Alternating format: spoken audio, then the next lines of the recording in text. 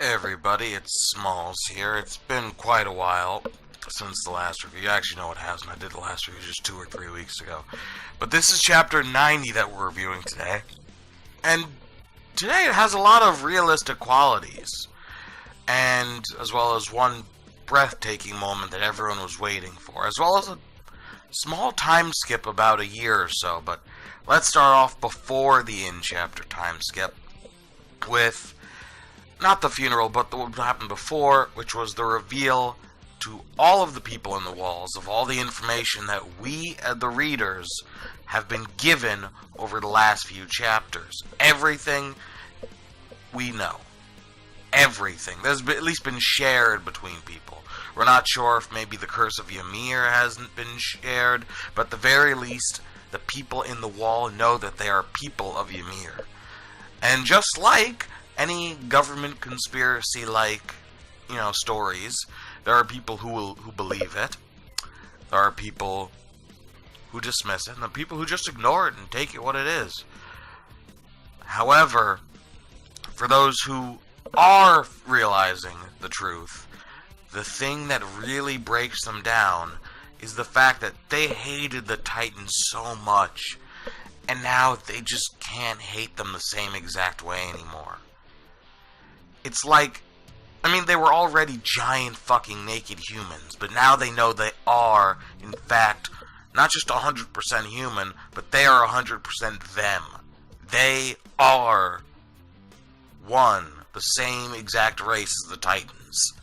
And it's sad, but not only that, they know now that there is an outside force, outside the walls, that hates them, and they know that their place where the walls are is just an island. It's like their entire world, which they thought was the hugest thing. They thought humanity was extinct, and now life is crushing down on them. It's one thing for the soldiers to have learned this, but for regular civilians and stuff, it's pretty bad. Now, of course, the information could have been hidden, but like Pixis said, if they hid the information, how would they be any different than the king they just dethroned? And it was true. Even the reporters agreed. While, sharing their concerns about how the truth will affect all of, the people inside the wall. I can't really say humanity anymore. It's not humanity. And I can't really call them the Eldians right off the bat either. Because they themselves barely associate themselves with that word. So I guess we can just call them the people in the wall. Either way, we go to the funeral afterwards, and Floch makes another return. Now, many of you would have thought that he was like a one-off character with his big, intervention in the, will they pick Eren or will they pick Erwin situation back in the chapters released during the summer. But remember, there's only 9 Survey Corps members now, including him. So, thinking about it, him being a one-off character wouldn't exactly make any sense. Plus, he was given a name.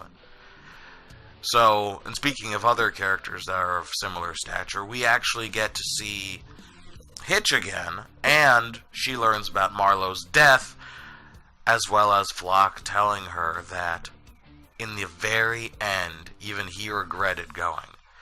Although we know that his regrets were because he actually deep down had feelings for Hitch. Maybe Marlowe realized that in her eyes, or maybe she realized that she had feelings for him. But in the end, Floch just turned it into a giant oppression statement, going back, harping on everyone, including Captain Levi, and saying, you guys chose Armin over Erwin over personal feelings. And while it's something that was more or less, seemingly nipped in the bud back when it was originally done and dealt with, aside from the punishments, that was, putting everyone in jail for a little bit, it seems that Floch has not truly gotten over that, and will not be getting over that. In fact, that's probably what his character is going to be good for the rest of his time on this series, if nothing else. Because it seems that he really, not just has a boner of hatred towards Levi, Mikasa, and Eren, but he also doesn't like Sasha, Connie, or John, because in the end, they just stood there and watched. They weren't on either side, but that is just as bad to him. Will this play a role at some point? I don't know, but thanks to the year time skip, it's a little hard to tell if they've, cooled their jets with him, or if he's left the Survey Corps. I highly doubt it, but if they touch more on his character, I want to know more. Because his character is definitely not just annoying, but also intriguing. It brings a lot of perspective to the main characters. He even brought Aaron himself down a peg. Showing that he has protagonist syndrome, as I'll call it, versus the puberty that they made fun of relentlessly last chapter. But yeah, in the end, he just does what he feels is right, which in hindsight we don't really think of as a flaw, because that's what all shonen protagonists usually do. But in a real world setting, would that be something you want to be next to? Not really. And I guess Floch is the real world equivalent to a bystander in that case. Like, he doesn't know all the ins and outs of each of the characters and their relationships. He doesn't know everyone's strengths, but he can definitely spot their weaknesses from a mile away. That's the kind of bystander he is, and in a way, it's not bad. It brings a new sense of conflict that honestly needs to happen now that the Titans are no longer the big bad. It's more humans. Theology has to take a bigger role now.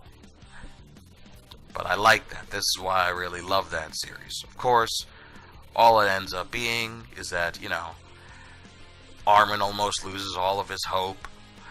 Because he's like, we never really got to see the ocean. But now, pull out that time skip. Actually, no, before we even pull out to that time skip, there was one little tidbit that I almost forgot while I'm just flipping through the chapter to see if I miss anything. It's Aaron's mind keeps flashing back into the memories little by little. Because in the end, he doesn't just have one set of memories. He has countless sets of memories, including the owls now. And that's what I'm guessing we're seeing in his first flashback of his aunt's demise, as she's getting eaten alive by the dogs. I'm guessing she's already dead at that point, just looking at the face, really. Yeah, she's definitely dead in that flashback. But he also has other flashbacks, which is very, very disturbing, but it shows that his character is breaking down a little bit. Not only his personal beliefs are being threatened by Floch, but his mindset and internal conflict with whether Historia should be, sacrificed for the good of the greater. In reality, he just doesn't want to do any of that.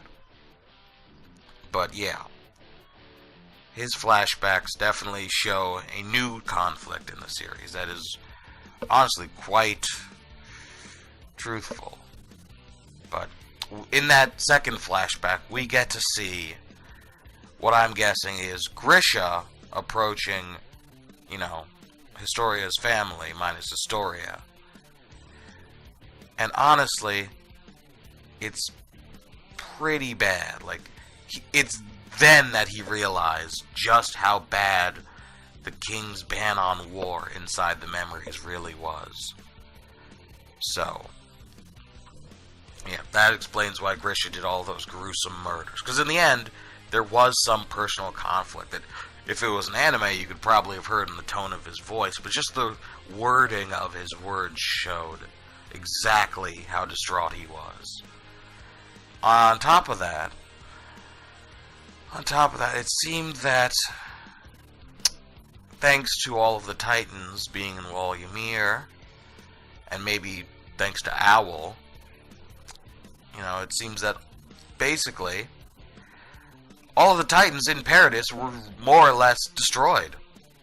They could actually take all of the Titans in that 1 year and slaughter them solely because the Titans who were just roaming around Paradis were just roaming around.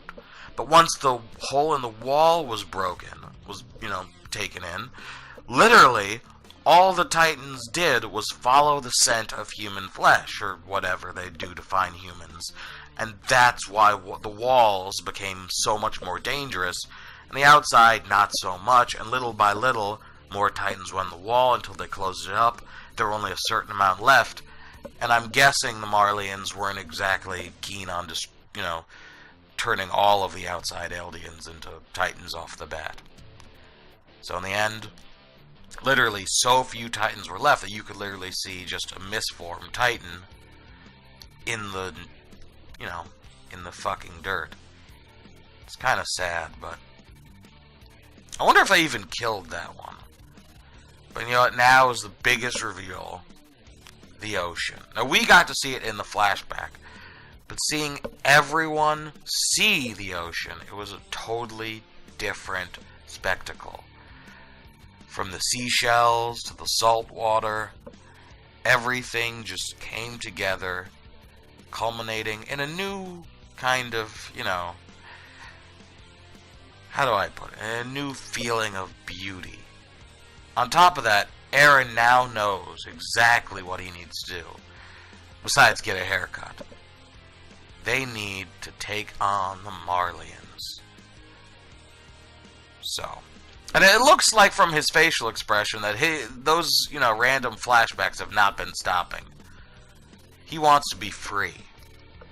Maybe he will be free soon. So what do you guys think about this chapter? Did I go on too long? I feel like I dragged in around like 8 minutes. But either way, I hope you guys enjoyed this review and discussion. Please like, comment, and subscribe.